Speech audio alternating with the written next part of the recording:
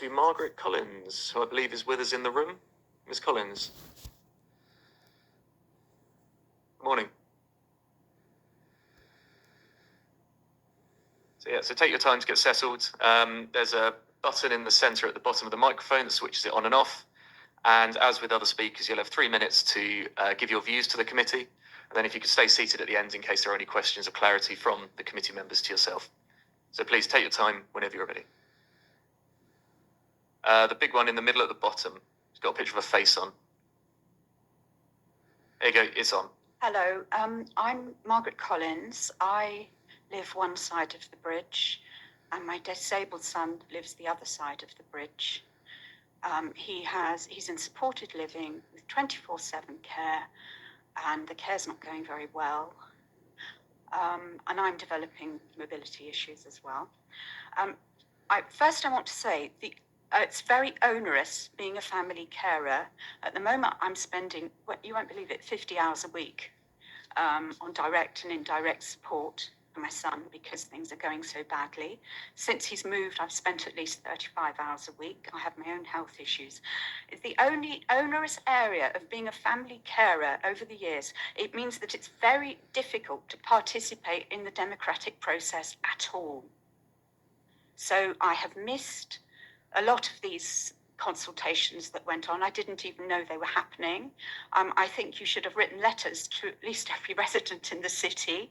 A lot of people don't have the internet, don't read local papers, don't listen to local television or whatever, radio, so they won't have known. So it's been a real struggle to get here today. I have not been able to read all the papers. I've read what I did. I put in a representation. It was last minute and rushed.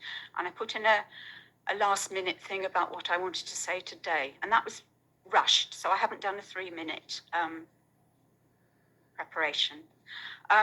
Carers. My son needs 24/7 care.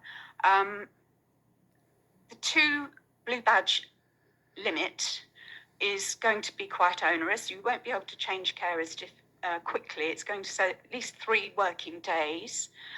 We've had previous problems with the station issuing fines after the carer has been legally registered, so we don't go to the station anymore with the carer's vehicle.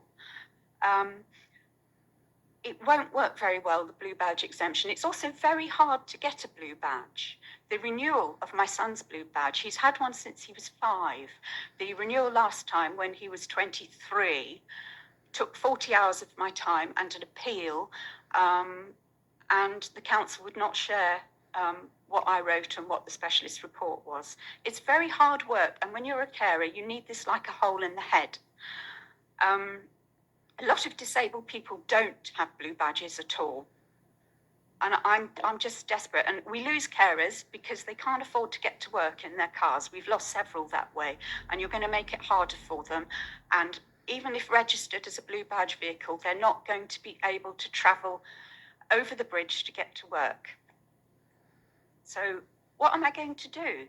We're going to lose more of them. The quality of care is already bad. And by the way, your exemptions mitigation thing, you say you haven't got the resources to widen up the case, to do the work of widening up the case eligibility, but you're talking about a case-by-case basis for age, disability, etc. Madam, I'm sorry to cut you off. We have got the resources. We have reached the end. Okay, you haven't got the resources. Okay. Sorry, madam, if you could stay seated, actually, there are some questions of clarity for you, if that's okay. Yeah. So we have Councillor Hunt, please. Thank you very much. There's a couple of questions I'd like for clarity to ask you. Did I hear you say that you had no knowledge of a consultation? Remember, we signed one survey. I put a response in on my behalf, and I also filled one in on behalf of my son because I speak for him. I'm his informal advocate.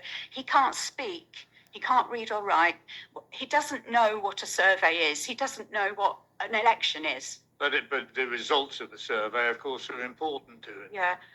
And are there many people in your similar situation in your area? The lady who lives opposite me is terminally ill. I mean, what I'm saying is you're not alone in your circumstances. No, I'm not. No. Thank you very much. Thank you, madam. I think that's all the questions for you, so thank you for joining us this morning. Okay, and then